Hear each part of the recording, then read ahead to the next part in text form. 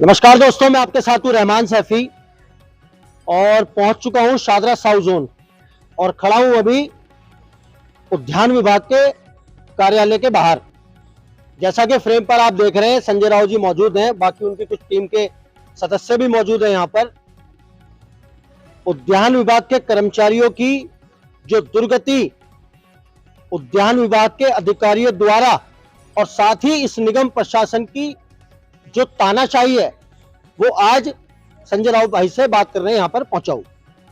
संजय भाई, उद्यान विभाग के कर्मचारियों के बारे में देखा जा रहा है, आए दिन सुनते रहते हैं, देखते रहते हैं, उनका पैसा, जो उनके हक का पैसा जो उनको मिलना चाहिए, वो नहीं मिल पा रहा। उनकी नौकरी, और अभी कुछ दिनों पहले और कई दिन से बराबर देखा गया कि कुछ कर्मचारियों के जिनके रिटायरमेंट में साल, 2 साल, 3 साल का समय बचा है, जो अब एक अपनी उम्र की चरम सीमा पर पहुंच गए हैं, उन कर्मचारियों को परेशान किया जा रहा है। इस वार्ड से उस वार्ड, उस वार्ड से उस जोन भेजने की कार्रवाई लगातार निगम प्रशासन की तरफ से देखने को मिल रही है। यूनियन क्या कर रही है? सैफी जी, सबसे पहले तो आपका धन्यवाद, आपने हमारी आवाज़ उठाई। इस विषय पे लेके हमारी हेडक्वार्टर भी बात हुई थी। अगर किसी कर्मचारी का 1 साल या 1.5 साल रह जाता है तो डीएनसी सर ने हमें ये कहा था कि उस कर्मचारी का ट्रांसफर नहीं किया जाएगा। रही बात बिलों की, जो पेंडिंग बिल चल रहे थे हमारे, काफ़ी टाइम से हमारे 7वें पे कमीशन का पैसा आया पड़ा हुआ था, जिसमें हमारे कर्मचारियों के बिल ही पास नहीं थे। तो कम से कम इन्होंने 80% बिल पास करा दिया हमारे। आज भी मेरे ख्याल से 15-20 आदमियों का पैसा है जो आज पहुंच रहा है खाते के अंदर। और जो बचे हुए बिल हैं, एडीएस साहब रजत जी ने हमें ये विश्वास दिया है कि 1 महीने के अंदर अंदर नॉन मैट्रिक के बिल और 7वें पे कमीशन के बिल ये सभी क्लियर करा दिए जाएंगे। अधिकारियों ने हमेशा से वादे किए हैं और जितनी रफ्तार से वादे किए हैं उतनी तेजी से उनको तोड़ा भी है, कभी अपने वादे पर खरे नहीं उतरते। आज के वादे की गारंटी क्या है? भाई, विश्वास तो करना पड़ेगा, काम तो इन्होंने ही करना है। हमें तो ये है कि अगर मैं विश्वास दिया गया, आज हमारी जो फाइलें जो थी, जिनका हमारा इशू चल रहा था, आज वो फाइलें सब साइड में निकाल के रख ली गई हैं। वो फाइलें निकाल के अब इन्होंने क्या करना है, उस पर बिल बनाना है। अब हम इस फाइलों की देख रेख, हमारी जिम्मेदारी लगा दी गई है कि आप अकाउंट के अंदर आप बिल पास करवा के लाओगे, तो ये बिल हम अपने आप ही पास करवाएंगे। यूनियन पास करवाएगी, यूनियन भी पास करवाई, क्योंकि कहीं ना कहीं अकाउंट दुखी करता है इनको। तो उस बारे में जाके हम भी कोशिश करेंगे कि हमारी जितनी हेल्प हो हम भी करेंगे। कुछ बाउचर वेरीफाई वगैरह में दिक्कत होती है वो भी कराएंगे। और इससे अब सबसे बड़ी बात एक, आज जो इशू क्लियर हुआ है, जो हमारे जो डेथ केस के कर्मचारी थे, उनकी मेन मुद्दा है। हाँ, उनकी 5% की फाइल थी, तो लगभग हमें विश्वास दिया है कि 1 हफ्ते के अंदर वो सारी फाइलें पास हो जाएंगी। और जो पेमेंट के लेके इशू अटक रहा था, यहाँ पे एक व्यक्ति था, नाम लेना ठीक नहीं है, जब मामला क्लियर हो गया तो एक जो भी हमारे 5-7 कर्मचारी है जिनकी 7, 8, 8, 10, 10 महीने डेथ हो गई है, इनका 15-20 दिन के अंदर जीपीएफ और छुट्टियों का पैसा क्लियर हो जाएगा।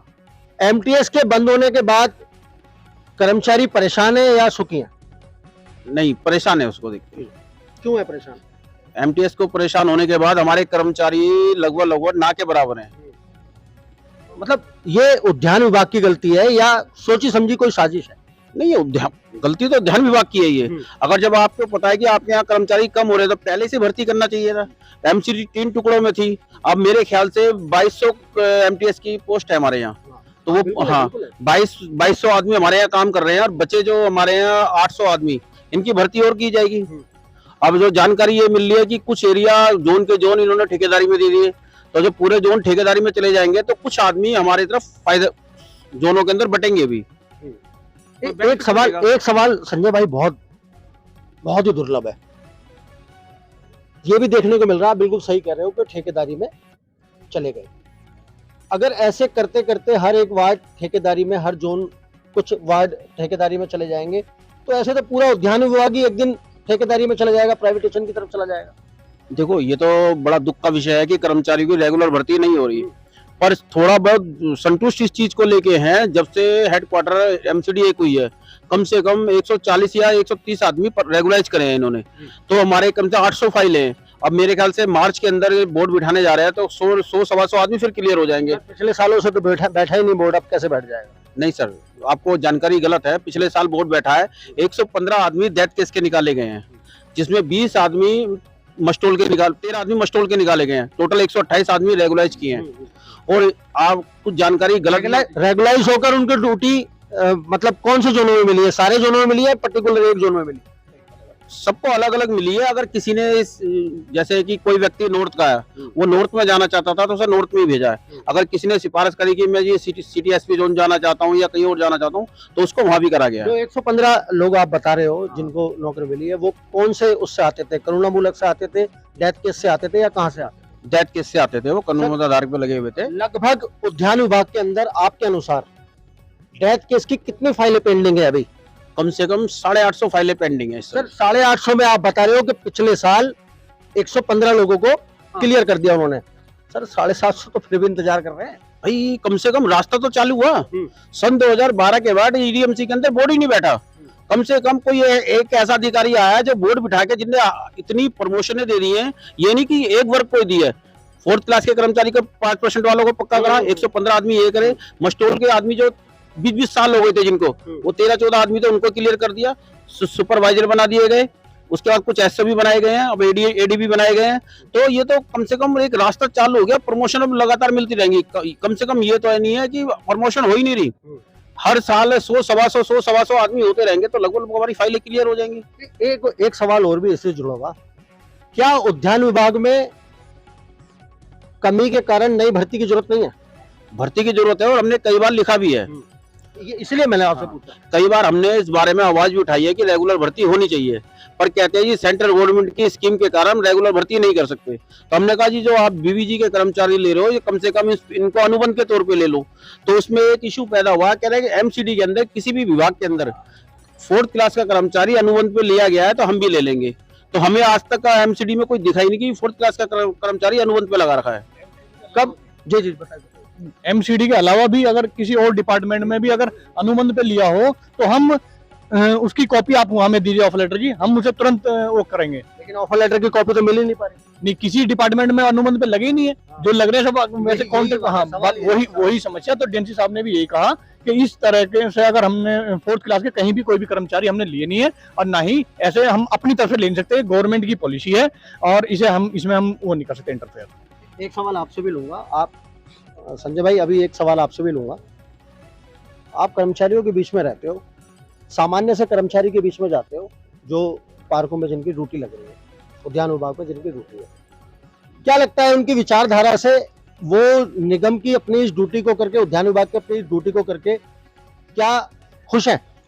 कुछ तो सैफी जी देखो, कुछ तो खुश हैं और कुछ नहीं खुश हैं। ना खुश होने की वजह क्या है? ना खुश होने की परेशानी यही है कि परेशान करा जा रहा है। भाई कोई नाजायज तंग कर रहा है तो आदमी कहाँ से परेशान? नाजायज तंग करने वाले तो बेसिकली ये तो डेफिनेटली बात है कि वो अधिकारी हैं। बिल्कुल, ये अधिकारी भी हैं कुछ, तो कुछ हमारे वो हैं सुपरवाइजर हैं जो कर्मचारी को ज्यादा तंग करते हैं, अधिकारियों में आ गए।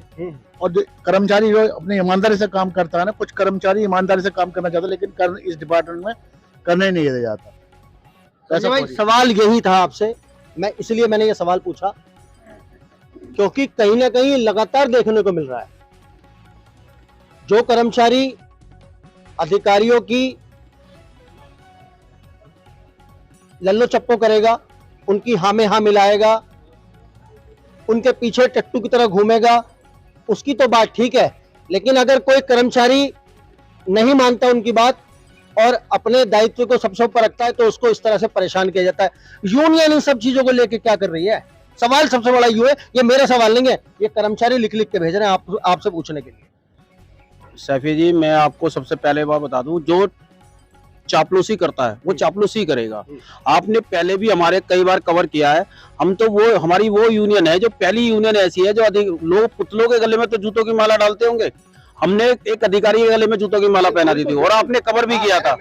और इस चीज को लोगों में खौफ भी बहुत है कि ये ऐसी भी यूनियन है। तो कोशिश यही करते हैं कि कर्मचारी का शोषण ना हो, पर अगर ऐसा होता भी है तो इसके लिए यूनियन प्रयास करती है। कुछ कर्मचारियों को यहाँ तक का कहना है, जो कर्मचारियों ने मुझसे कहा है कि अब जो है यूनियन ने धरना प्रदर्शन भूख हड़ताल करनी बंद कर दी है, प्रदर्शन करने बंद कर दिए हैं, जिंदाबाद मुर्दाबाद के नारे लगाने बंद कर दिए हैं। शायद यही वजह है आज जो हमारे साथ ये गति बन रही है कि अब यूनियन का वर्चस्व जो है उद्यान विभाग के अधिकारियों की नजरों में खत्म हो रहा है। क्या सही है कि ये गलत है? जो व्यक्ति इस बात को कह रहा है हमारे जो देखो विरोध जब होता है जब काम ना हो रहा हो, जब हमें पता है कि इस बैच के अंदर 115 ही आदमी परमानेंट हो सकते हैं। उसमें सबसे बड़ी खासियत ये है कि किसी भी यूनियन के आदमी को लिया ही नहीं गया।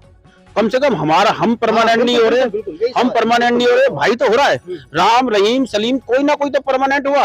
तो सबसे बड़ी इशू ये है कि हमने इसी विषय को लेके हमने डीएनसी सर का बहुत अच्छा स्वागत किया था। बोर्ड के अंदर यूनियन से भी एक आदमी होना चाहिए, पर अगर नहीं भी होता तो कम से कम अधिकारी ऐसा होना चाहिए जिस पे हम विश्वास कर सकें।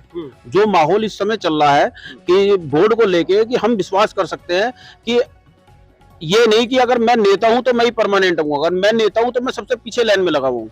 जो पीछे वाली लाइन में लगा हुआ जिसे कोई नहीं जानता, उसकी फाइल अच्छी है तो सबसे पहले परमानेंट वो होगा। देखिए एक शिकायत, ये तो मेरी पर्सनल भी है आपसे, आप यूनियन के सबसे सर्वोच्च पद पे विराजमान है इस टाइम, और उद्यान विभाग के कर्मचारी बहुत आज से भी देखते हैं आपकी तरफ, कोई तो राय नहीं है इस बार। जिस तरह से पिछले साल जो बोर्ड बैठा उसमें 115 लोग हुए, क्या वो 315 नहीं होने चाहिए थे? क्या वो 515 नहीं होने चाहिए थे? 115 क्यों? मेरे हिसाब मतलब इतनी कम गिनती क्यों? मेरे हिसाब से तो सारे ही हो जाने चाहिए। पर क्या है, सेंट्रल गवर्नमेंट की एक स्कीम है जिसमें 5% ही कर सकते हैं। ये जितनी इन पे पोस्ट है इतनी आदमी परमानेंट होंगे। सबसे बड़ी दिक्कत ये हुई जो हमारे पीछे जो अधिकारी थे उन्होंने टाइम पे ना बोर्ड बिठाने के कारण ये आज हमारे कर्मचारी को 1500 पोस्टें जो है हमारी डीवीसी के उसको दे दी गई। जो 1550 पोस्टें दी गई है, कम से कम 70-80 आदमी हमारे रेगुलाइज हो जाते हैं उसके अंदर। तो इन्होंने बोर्ड टाइम पे बिठाया नहीं, जिसकी वजह से हमें दिक्कत हो गई। अब पोस्टें इतनी नहीं है, पर जो भी पोस्टें हैं अब हमें पूरा विश्वास दिया गया है कि 1 साल के मार्च के अंदर दोबारा ऑफर लेटर बंटने चालू हो जाएंगे, यानी बोर्ड बैठ जाएगा। बोर्ड तो दिसंबर में या जनवरी में बिठा देंगे, अप्रैल तक ये अब सबके ऑफर लेटर वगैरह घर पे देख के देंगे। क्योंकि अधिकारी जो सीट पे है इस समय उससे हमें विश्वास होता है। हमने स्वागत भी इस चीज को लेके किया। कोई तो अधिकारी आया जिसने कहने के बाद अपना वादा पूरा कर दिया। अगर हम जूतों की माला डालते हैं तो स्वागत भी हम ही करते हैं। तो सबसे बड़ी बात यह है कि हमने पूरे विश्वास के साथ, हमें विश्वास भी है कि कोई ना कोई तो हुआ। एक सवाल, और हमने इस बोर्ड का विरोध भी नहीं किया, हमने पूरी तरह से स्वागत किया कि जो पीछे थे आदमी, किसी को 15 साल हो गए, किसी को 17 साल हो गए, कोई आज लगा, कोई ना कोई तो हुआ। अब आगे 115 आदमी फिर हो जाएंगे, तो 230 आदमी परमानेंट अगर हो रहे हैं तो कम से कम रास्ता तो खुल रहा है। एक सवाल पॉलिटिकल विंग से लूंगा, आपके पास लेकर आऊंगा उस सवाल को। दिल्ली की आम आदमी पार्टी की सरकार, बड़े बड़े वादे, बहुत सारी चीजों का दिलासा और कई सारी चीजों की आस, क्या उद्यान विभाग के कर्मचारियों के लिए दिल्ली की आम आदमी पार्टी की दिल्ली नगर निगम की सरकार खरी उतरी है? पहली बात तो उद्यान विभाग की कोई बात ही नहीं करता। जो भी बात चालू होती है वो सफाई कर्मचारी पे चालू होती है। सफाई, उनका संख्या बल अच्छा है तो उन पे ही खत्म हो जाती है। हमारे लिए काम तो उनका भी नहीं हो पा रहा, लेकिन नहीं, उनके कुछ ना कुछ तो हुए हैं परमानेंट, कुछ हमारे भी हुए हैं, पर हमारे दायरे उनकी 100% भर्ती है और हमारी 5% है 100 में से, तो ये नुकसान तो हमें मिलता है। तो मतलब उद्यान विभाग के कर्मचारी के साथ सौतेलापन का व्यवहार करा जाता है? हाँ, ये किया जाता है, इसमें दो राय नहीं है। हमारे हिसाब से एक मालिक के ऊपर 1 एकड़ होना चाहिए और हमारा एक कर्मचारी 7 एकड़ एरिया में काम कर रहा है, तो सौतेला व्यवहार तो है। हाँ, 7 गुना का फर्क है। तो ये भी तो कहीं ना कहीं उद्यान विभाग के अधिकारियों की तानाशाही है। हाँ, ये तानाशाही है, इस बारे में बात हुई थी हमारी, तो मेरे ख्याल से जो भी जरूरतें पूरी होंगी करेंगे तो अधिकारी। हमने मांग रखी है कि कितनी जल्दी हो जाए, हमारे कर्मचारियों की बढ़ोतरी की जाए, या फिर तो हमें ये बताया गया कि कुछ एरिया हम 1 एकड़ के एरिया हम ठेकेदारी में दे रहे हैं, तो कम से कम वो एरिया खत्म होगा तो हमारे यूनियन ठेकेदारी में जाने देगी उद्यान विभाग के कर्मचारियों को?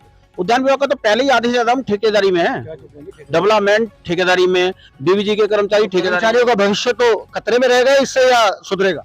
खतरे में, पर इससे हमें बेनिफिट, ये छोटा सा बेनिफिट है कि कम से कम जो आदमी हमारा 7-10 एकड़ देख रहा था वो 5 एकड़ पे आ जाएगा।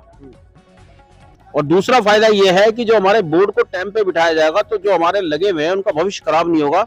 आगे का जो होगा तो बाद में लगे, जो लग गया, जो अपनी जिंदगी आप 20 साल नौकरी के निकाल दिए, 15 साल निकाल दिए, तो कम से कम वो पूरे हो जाएंगे उसके। तो दोस्तों, ये थे मेरे साथ उद्यान विभाग की यूनियन से संजय राव साहब, और जो सवाल आप सब लोगों ने मुझ तक पहुंचाए थे वो मैंने बखूबी पूछे भी हैं, और जो रह गए हैं वो अगले इंटरव्यू में जरूर पूछूंगा। कहने का तात्पर्य सिर्फ इतना है कि उद्यान विभाग के कर्मचारियों को ना जाने क्यों निगम प्रशासन, दिल्ली नगर निगम की सरकार अपना मानती ही नहीं है। क्या संजय भाई, गलत तो नहीं कह रहा ना मैं? बिल्कुल सही बात।